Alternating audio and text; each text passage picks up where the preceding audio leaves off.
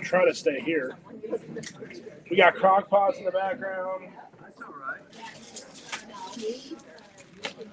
I can move those if you want me to. That's easy. All right, does everybody have an outline? Everybody have an outline? I scared people off last week. Oh, no. Are we in Revelation? Are we supposed to be? Yeah, that's All what right. I was thinking. All right, so there's a new handout. They're back there on the table if you need it. Is this it that you gave me? Oh, thank you. I am pretending as if last week did not happen. Oh,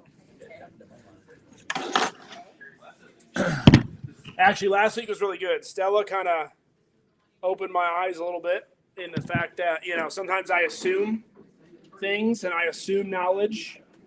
well, assume I know nothing. It'll Well, go from I'm going to try to assume that. But I also don't like to, downplay people's intelligence either. No, that has to be difficult. Yes. So we are going to do this again. Some of it's going to be a little summarized of what we talked about last week, but I do just kind of want to run through some things. This has the breakdowns. I spent a lot of time breaking down the comparisons between Revelation and Daniel, all of the emperors on here, the dates. Okay, so you guys are going to have a lot of information in front of you. Thank you. But it's going to be good, yeah. So the only thing I didn't do, and I was doing as I was working, is putting in all of the references. But I'll update that and upload it to Lightpost hopefully soon.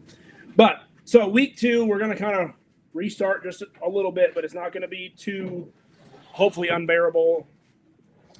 But our whole point, our whole central thesis of why I'm even talking about the date of the book of Revelation is the fact that there is a historical world that the book of Revelation is written in, and it's not a fantasy world. It is not a futuristic apocalyptic world. It is a world in the way in which the first century Jews would have understood how to speak about the imperial Roman Empire. And imperial just means centralized power under one person, and oftentimes that led to worship. Okay, so when you talk about an imperial power, you're talking about one man having what? Control over everything. Okay, and so we are going to be looking at, and I kind of want to give you a little bit of a projection. And this is why last week's handout is a little antiquated, because since researching and studying, I've come to believe that the book of Revelation is not only written about the period of Domitian, which he is an emperor, and we'll get there in a minute, but Domitian is the beginning of the downfall of the end of the Roman Empire. But Domitian does not have the widespread persecution that we see in the book of Revelation, but it does happen 300 years later, where churches are being burned down, Bibles are being burnt by the Roman Empire. It is right before Rome realizes, hey, if you can't kill them, join them. Right before that period, they tried completely wiping out Christianity. And there was a worldwide spread. And the book of Revelation, what it is doing, it is projecting and seeing that this worldwide persecution by Rome of the Christian church, but it starts with Domitian, because Domitian's was more of a light. I would even say Nero. That's why a lot of people struggle if you argue about the Nero and Domitian. If you only look at those two, which one, Nero or Domitian, persecuted the church more? Nero did. And that is why one of the main reasons why they have to go pre-70 date is because it just seems like way too intensive persecution just to be talking about Domitian. But if Domitian is kind of like the start of the persecution, that makes a little more sense. I was going to say that this class is really appropriate because last night I watched a podcast that I watch every evening to get current information on, and they talked about eschatology, and they had an eschatology expert there, and they weren't talking about it, but he kept making references, and I didn't know what the word eschatology meant for this class. I didn't know that. And it's interesting because this is right now the emphasis between what Israel and the United States are doing with Iran is this is in the foremost of almost everybody's mind who's religious in this world, and it gives you a door to open. Talking about this if you have a sound base on this. So I think it's fantastic that we're studying this because it leads right into the evangelism class as well. Yeah, well, and I think this would be very useful to have stuck, like this one specifically, somewhere in your Bible, right? Especially if you're talking to someone about the book of Revelation. Hey, let me show you that there is some like actual sequencing that the book of Revelation talks about and shows that matches what was going on during that time and gives some dates. And, you know, at least, once again, your job is not to convince anybody of anything. Your job is to put a stone in the shoe to show them there's another way to see it, there's another way to read it that has some validity, like strong validity. And one of the things that I always kind of, especially when I'm talking, I don't know if you guys know this, but Nathan Razor, who is now preaching up in Michigan, used to be a really huge Revelation, end of time. You know, me and him spent weeks and weeks and weeks and weeks studying this stuff. And I remember the first time we kind of went through this and showing that there is like real historical key markers. Because you know what he's looking for and what people today are looking for? They're looking for historical markers. But anything could look like this. You could make literally anything that's going on in the world, make it somehow fit. But does it fit the sequence? Does it fit the right order? Does it fit the context, right? Okay, you got that thing over there, but what about the next thing that's supposed to happen after that? Well, it's not here. Well, what do you do with that? Well, then maybe you got to go over to like Indonesia and find some weird thing that someone talked about their crops that happened over in Indonesia, right? And you got to try to sort of make that fit. I remember when he first saw some of these key historical markers, his eyes started widening a little bit, going, wow. And then he deep dived probably further than I did into this book and kind of converted himself out of it. You know, every now and then a little of that old man creeps up in him, and I've got to, you know, tame it. But anyway, it was a really interesting study. And for me, like last week, it was a lot of assumed knowledge that I had going, oh, don't you know? He's like, no, I don't know that. Well, let's go read. And it kind of came to life for him. So the reason why I want to talk about the formation of the Roman Empire. So Rome comes out of what other empire was before Rome? Greece, okay? And Rome did not start as an imperial cult. They started as a republic, right? And that's, you know, Julius Caesar is kind of the famous one who ended that republic, though he never became emperor himself. Augustus kind of became emperor, was the first emperor after him, right? So this is where you centralize all power to one man, right? No longer, you know, why would someone want that? First of all, why would a ruler want all centralized power under one person? It's efficient. It can be efficient. Makes their life much easier. Makes their life much easier, right? You know, there's no bureaucracy, no red tape. You are the red tape, right? You know, and any decision that can be made. And I'll tell you, when you study these things, not every imperialist person who wanted centralized power was necessarily an evil person. They just thought this republic or this democracy or this ruling council, they've become so corrupt. I have to save them. And there's a lot of times, especially when it first begins, there's this savior complex. Well, what happens with absolute power? All right, it corrupts absolutely. And that's really what you're seeing in the book of Revelation. The Roman Empire had become so corrupt, okay? Not that they were ever good in the sense of what we would consider, you know, good, but they had become corrupt. And emperors began, if you see the rise of imperial theology, which is what always happens with imperial nations, they start taking on divine qualities. So they began to receive divine honors, religious devotion, and salvation language, as if they are gods themselves, right? They are the saviors. There is an inscription that presents Augustus' birth as the euangelion for the world. That's a Greek word, which means what? Good news. That's what the gospel is. The gospel in the Bible is considered what? The euangelion. That goes to show you that these words already had religious meanings before Christians just come along. They don't just religiousize things. We need to understand that these words that they're using, even when we call Jesus the Word or the Logos or the Logos, depending on your pronunciation of that, that was a word that was already used for something. Okay? So the euangelion, when they were going, hey, this is the good news of the world, that is why people are saying, hey, Jesus is making a play on the Roman Empire. He's making a play for emperor. He's making a play for king. Because for many years before Jesus, guess who brought the euangelion into the world? They were emperors, right? And they were divine beings. So why this matters is Revelation is not just reacting to politics alone. This isn't like, hey, Rome's got a bad political system and we're saving the Roman government and bringing in, a theocracy. That's not what this is about. This isn't about God trying to bring rule into Rome.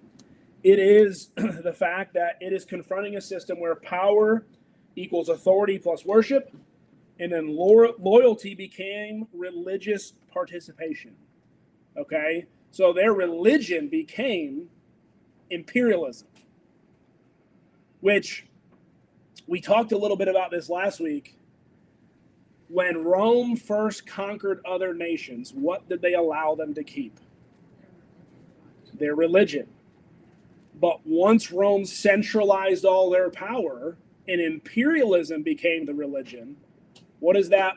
Well, how does that conflict with the other people living in your nation? Well, they're not bowing down to Augustus. They're not bowing down to Nero. They're not, and the law allows them. So what do imperialists have to do? Change the law, go against the law.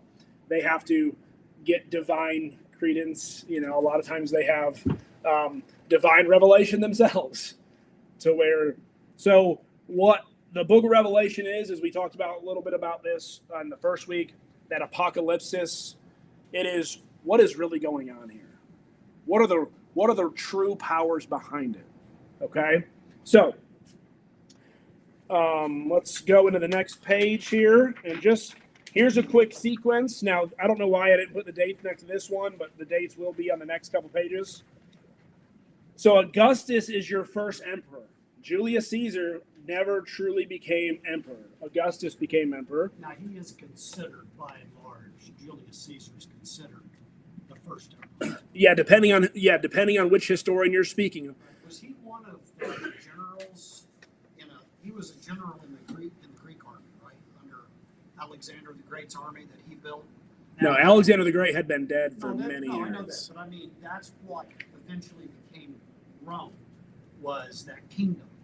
So yeah, the after Alexander the Great died, the four generals took over, and they broke up Alexander the Great's empire into four different regions. But Rome is not a branch of that; it's a rebellion of that. Okay, and so it did. Yeah, they're back here, behind Joe. But no, by the time Julius Caesar actually takes power, Rome had been in power for a while. They had been a republic for many years. And then Julius Caesar, they had already been the Roman Empire, or the Roman governance. And practically so about the emperor thing, though Caesar was never declared emperor, he was declared dictator for life. Yeah. So his powers were almost exactly the same. Yeah, but The title wasn't there. he died. He died almost as soon as he got them. Like he didn't live very long. Huh? Yeah. He didn't live very long, to be able to celebrate. So Augustus is technically the first crowned emperor, though. The first person they truly crown emperor. But Julius Caesar is the reason why there is an emperor. And depending on which historian you're speaking to, Julius Caesar is considered first emperor. But Augustus, there's Tiberius, Caligula, Claudius, Nero, Galba, Otho, Vitellius. Now, if you want to make a note, number 6, 7, and 8 were all emperors in the same year. So after Nero died, there was a civil war that broke out. Okay? Galba, Otho, and Vitellius literally lasted a few months. And then Vespasian is the one who took over during that time. Okay? So 69 AD.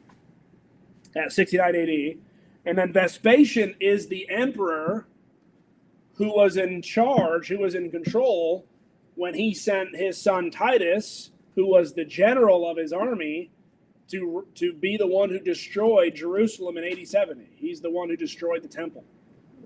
Okay? But yeah. That's like the reverse gospel. God sent his son to save the world. No, but Titus was already a general well before that. Vespasian was a general as well. He was a general who became emperor. Yeah. Yep. In AD 70. So it wasn't Nero. Nero had died. Now, guess who's the one who started the planning on destroying the temple? Nero had already begun his crusade against the religious people of both Jews and Christians. And once again, the Jews kind of hurt themselves here, because what had the Jews been pushing? Those Christians, they're not us, which gave the Christians the out when they came against the Jews. Now, interestingly enough, during all this, guess what incites Rome against the Jews? The Jews are some of your first assassins, by the way. They were assassinating political powers. And which is, then they're like, we're putting a stop to this. Where is it all coming from? It's coming from Palestine, Jerusalem. And so they sent an army against them and to destroy him. Joe, you have your hand up? Yeah, I forgot what I was going to say. But it was really profound. I have that effect on people. I have that effect on people. No, I do remember. It was one of the things we got to keep in mind with Nero is he was the one. There's a separation in persecution between Rome and Nero and the Jews. Yeah. Both did their own persecution, but they're not connected. Yeah. Yep. Yeah, but Nero blended the line. If you were of because most Christians during the time of Nero, a majority of them were Jewish, right? Your first Christians were heavily Jewish populations, right? Which Gentiles were being added into it. So it was kind of a mixed bag because Jesus was a Jew. So for many years, this sect that came out of Judaism, though they may call themselves something different, where did it start from? So we need to cut the head off where it began. Was Nero emperor for a long period of time? Yeah, so Nero was emperor. I have it on back here on the 54 to 68. Yeah, 14 years. yeah 54 to 68. I mean, he held power for a long time. And he didn't always, his persecution didn't really come until some of the end of his reign. Okay, he wasn't always the man that he Jesus was. clearly placed the blame for the Jews' persecution on the Jews. He didn't really put it on. Oh, God. Nero did. Yeah, Nero did. Nero put that on there, but Jesus condemned, "Oh, Jerusalem, Jerusalem, how I would gather your kids," right? So the persecution for the Jews came from God. Yeah. Right? Yeah. Because of their rejection of Christ. Now, just to give you a little bit of a timeline, this is like 40 years after Jesus died. So Nero is 40 years later. The church has been growing. The church has been spreading. Right? They got most of your letters have already been written during this time, right? Besides Revelation, because we are. That'd be funnier in a different setting. Yeah. So I want to just give you a little bit of a reference. Now we're going to do this, and I did print these out. It's a little preemptive, a little bit, but if you want a really good Revelation chapter 13, 17, and Daniel chapter 7 comparison of the beast and the horns and following it all the way through with every emperor that rose and fell and what was going on. This is 3 pages of and we're going to go through it when we get to Revelation 13, 17, but I don't want to go too deep because once again, I read all of those that you gave us to read, and it was almost all about the beast. Yeah, the beast. And what I wanted you to see was the reverse order of the beast. Yeah. Yeah. And then Daniel's dream about. Now, did Daniel's dream come before the beast or after? I couldn't figure that out. I didn't Okay. know if he had a dream before the beasts were supposed to supposedly happen, or if it was after, So Daniel is seeing these events in the future. in the future. Now, the four beasts represents the four major nations. Daniel's living in the first beast, Okay. and he's predicting that the kingdom of God would come during that fourth beast, which is Rome. Okay, so you got a Babylon. That's when Daniel's living in Babylon. He's one of the captives. Okay. He's living in Babylon. He is predicting that there is another nation that's going to come and swallow up Babylon. That was Assyria. So that's what that represents. That's the Yes. symbolism, is one country taking over and devouring another. Yes, nation. but that fourth beast actually encompasses all of those three other beasts, because Rome swallows them and is going to be worse. Okay. But during that worst kingdom is when the Messiah would come, the kingdom would be built. That makes a lot more sense. 'cause Yeah, when so you- Babylon, Assyria, Greece, so that's Alexander the Great. And by the way, all of this is preparatory work. You know, when the Bible says that the gospel came at the perfect time, I mean, if you just look at what Greece brought, a common language, the fact that they could speak and write in Koine Greek, which was the common tongue, before Alexander the Great, even when you conquered people, you had people, some were speaking, Assyrian, some were speaking Chaldean, some were speaking still, from the Philistine, Canaanite region, right? There's all these different languages. He brought a common tongue that actually made the gospel being able to be preached a whole lot more effective. In Rome, guess what they did for the gospel? They built roads. They literally built gravel roads or brick roads, and so travel became so much easier from one place to the next. It was safer. It was more convenient. You knew exactly where you're going. You don't realize a lot of times when you travel somewhere before roads, think about that. Do you know how many people died never getting to their destination? How many caravans just got lost? Think about when the church began being persecuted, this gave the Christians great travel means to be able to go out and spread the gospel. Well, and what Daniel's showing, what happened with Babylon and Assyria, or Persia, I'm sorry. Assyria was before. Babylon, Persia, Greece, Rome. I'll get it right. Babylon, Persia. There's a lot of, So Assyria and Babylon, you know what they did for the gospel? They spread Judaism all over the world. Because Assyria came in the 10 northern tribes, and what they did was they basically split them all up, sent them out. But when Paul goes to a city and finds a synagogue, guess why it's there? Because there's a pocket of Jews who have been there for 100 years or hundreds of years, and they're everywhere, right? Even the Samaritans are out.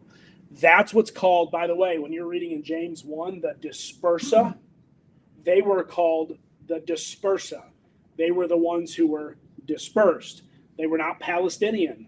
So a lot of times they had more Greek influence over them, right? Or they had more Persian influence over them. And so when they'd have to go speak to them, like a Palestinian Jew and a dispersed Jew were not the same. So- Palestinians were much more traditional, much more ritualistic, much more, they looked the part. Yeah. The dispersed Jews looked more like the area in which they lived. So that's why when it's describing the beast, I had to look this word up, diadem. A diadem. So that's because they were an emperor or a king. Yep. Okay, so see all that information because I read it, what it was, but I couldn't connect it to. First, I want to say how thankful I am that you went and read it and that you thought about these things and I research. did. Really, because a lot of times I wonder. I'm over here going, I hope someone read it. I know some people do, but those are where good questions come from. All right, so I have a little reference here, Revelation 17, 10 through 11. You see it on Vespasian, Titus, and Domitian, the one who will come for a little while, and it is an eighth. So oftentimes when you're living during the first century, Galba, Otho, and Vitellius, they weren't even considered emperors because they didn't even reign a whole year. So a lot of times, if you're counting, depending on the historian that you're reading, they don't even mention them as true emperors because they didn't claim it long enough. They literally got there, claimed it. Some of them lasted only a couple weeks. They really never got to rule. They never put any new. They weren't able to collect taxes. They literally spent that entire time hunkering down in a house trying to defend it until Vespasian came and just completely. Well, Jesse, you have to think about, with these contemporary historians, oftentimes they had skin in the game. Yeah, oh yeah. So legitimizing a new upstart as the emperor might not go well with the guy who is currently ruling, who says they're all pretenders anyway. Well, yeah, but a lot of these historians you're looking into early 2nd century who are recounting and looking back. So they're already, there's not a whole lot of skin in the game in the sense of they're recalling it from 100 years later or 50 years later, 60 years later. But all that's showing is how did people view who was an emperor and who wasn't an emperor. And I think that makes a difference because if we just want to go by the letter of the law sometimes, well, he was an emperor. Well, that culture oftentimes would never consider that guy an emperor. He never made a law. He never made an edict. He never had time to even, be comfortable in that seat. He spent the entire time literally military defending it, fighting off the next general who was trying to take power as well. So is that truly an emperor, right? That's sometimes you got to ask yourself that. Just because you're sitting on the throne, does that make you, nobody recognizes you as power, and there was civil war going on. But that's, once again, what I'm trying to give you is the political climate, the historical climate in which the book of Revelation is going to, there's a, like last week, I assumed a lot of knowledge. The book of Revelation is going to assume your emperors and what happened, and you lived through it, right? These people have lived through it. Okay, so Nero is a key part of the book of Revelation. The number 666 in the every Hebrew letter or alphabet letter, yeah, that's what it is. Every Hebrew letter carried with it a number. When you wrote out the name Nero in Hebrew, guess what number you came up with? 666. The number of you've heard the song, right? And so 666 became a symbol for Nero. Now there's also a Domitian coin, right? That though Domitian publicized this coin with the second Nero. He was considered the second Nero, okay? We'll look at that as a little bit, but Nero becomes an archetype. Nero represents persecution, tyranny, and anti-God authority. And the reason why he does, because he is the first one who targets Christians specifically, okay? He's the first one who starts separating it. Joe brought it up a little bit, but Nero lit the city of Rome on fire. Historically, he lit the city on fire. Guess who he blamed? Christians. He blamed Christians for it. Okay? Now, guess what else he did with Christians because he blamed them for lighting him on fire? Torched them. During his dinner parties, he would have guests over, and he would hang up Christians, wrap them, basically how you would make a torch. You would soak this, material in like an oil, and then it would light and it would slow burn. They would be the candle lights, live Christians, burning to death during his dinner parties. That had to be a lovely smell while you're eating dinner. Well, I think they were using those big commercial fans to keep them. They're called slaves. Yeah. Oh my. And he basically, justified that by, hey, they burned down our city or almost burned down our city. Why don't we light them on fire? Okay.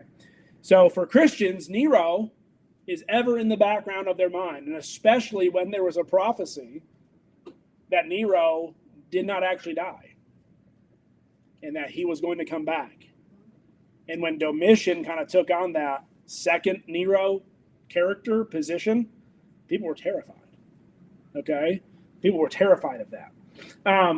So once again, there was an ancient belief that Nero would return, and Revelation, I believe, uses that symbolically. And we're going to get there as we get into 13 and 14.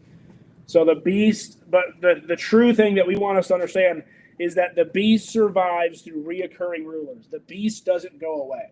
No matter who's in power in Rome, there is a beast, and guess who's behind it? Satan is. There is a power behind this imperial world. But because of their sin, because of their blasphemy, because of their persecution of the saints, those prayers in Revelation are going up to heaven. And guess what? When that bowl of wrath gets filled, that's what it's talking about. We're going to read that. The prayers fill up, and once it fills that bowl of wrath, it gets poured out on the imperial empire, and they will be destroyed because of it. So historically, you cannot prove that Rome fell because of the persecution of Christianity. Now, you can prove it was a part of the reason why they were, if you're just looking at it historically. But what Revelation is teaching us is there is a power behind it that you don't see. God's at work here.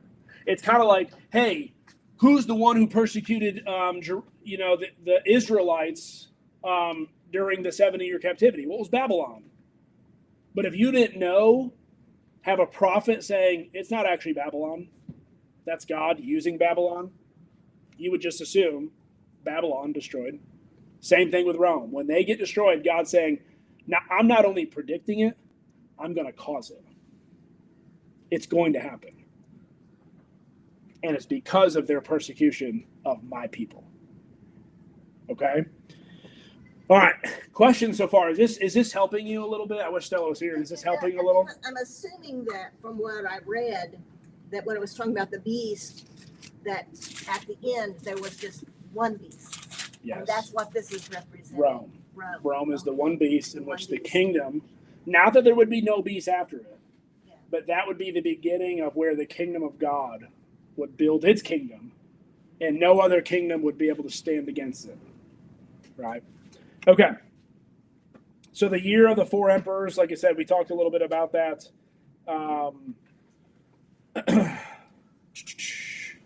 Let's skip over to Domitian, intensification, not climax. That part. That's the headline. So what we should avoid is overstating a universal persecution. Domitian just did not have it. History does not back up there was a universal persecution of the church by Domitian. He did hate the Christians. He did persecute them, but he did not do anything like what Nero did, and he definitely didn't do what's called the Great Persecution that happens in the 300s. Okay? So, but if you're a Christian and you've already been through Nero, you're already living, by the way, that's what we're going to look at. The 7 churches of Asia that he's writing to, they are living in the center of imperialism. Now, I know they're not in Rome, but that area, Asia Minor, was the second, they called them Little Rome for a reason. It was the center of imperialism, and people were fighting for power. And guess how you fight for power? You try to get votes or you try to get influence, and guess which group they could never influence? And so guess what happened to them oftentimes? They were persecuted. They were already going through it. Okay? So, yeah, I guess before you move on, I'd just like to say that an indication of the vital importance of Asia Minor is when Western Rome itself fell, the continuation of the empire happened in the east, right around Asia Minor. Yeah, because I mean, literally, if Rome hadn't become the first centralized place of the Roman Empire, Asia Minor would have been in second place. And a lot of their generals or a lot of their governors, they came out of Asia Minor because they were, you want to talk about imperial cultism, came from Asia Minor. They were more Roman than Rome was, right? I mean, they had lived out that identity more so. But good point. So the beast, once again, is not just one ruler. The beast is a system of power. That's what I want us to understand. It is a system of power. Nero embodies it. Domitian continues it. Later rulers expand it. All right, I give you some charts there of the Revelation 7, the Revelation beast. You guys can read that on your own. All right, so go to the Great Persecution. I guess I gotta make it through one sheet eventually. So under Diocletian is about 300 years after Domitian. He is the one who worldwide tried to wipe out Christianity once and for all. Burning Bibles, burning churches, forced worship enforced. That's when they started forcing worship. And that ultimately is what I think Revelation is pointing towards, right? It kind of getting worse and worse and worse and worse. That last one's going to happen. And guess what's going to happen after that? Roman Empire is going to fizzle. And that's where they began to fizzle. What I liked about Daniel is that Nebuchadnezzar is a microcosm of this whole system because he erects that golden image of himself that's 90 feet tall. Yeah. And it has everybody, you have to worship them. And then you've got Daniel and his compadres who say no. And so it shows you this beast system that you're talking about is a microcosm before we can get to this vision. Yeah, which is cool with Daniel because Daniel has a reference point for these visions as well. Hey, this is something that just happened to us. Here's something that's going to happen later. Revelation saying, here's what just happened with us with Nero. Here's something that's going to happen later. And that's how dual fulfillment or multiple fulfillment prophecy happens. They usually take an event that just happened, that's very recent, that everybody would have known about, and they project it and say something is coming that's going to be like it. It's going to be worse, but it'll be the last, at least for them. Right? Now, the last emperor was Constantine, and right? Yeah. And he is the one that eventually decriminalized the persecution against Christians. He made it no longer lawful; it was illegal to do that. And it is said that the last Roman emperor became a Christian before he died. Yeah. And he died fighting the Muslims, or not the Muslims, but the Arabs, I guess, going against him. So it's interesting to me that the last Roman emperor, Rome ends, and Christianity is cemented as the religion. So my working conclusion in all this, and then we're jumping into Revelation 1:1 next week, okay? It's rooted in first century Roman world, written during, I believe, the late Vespasian page, looking at Domitian, but projecting toward later persecution, revealing the ultimate downfall of Rome as God's judgment. God is the one who brings Rome down. And if you don't see that, you don't know what the book of Revelation is talking about. That's my personal flavor on the book of Revelation. And that's how we're going to read it. Okay. There, that's the rest of the story.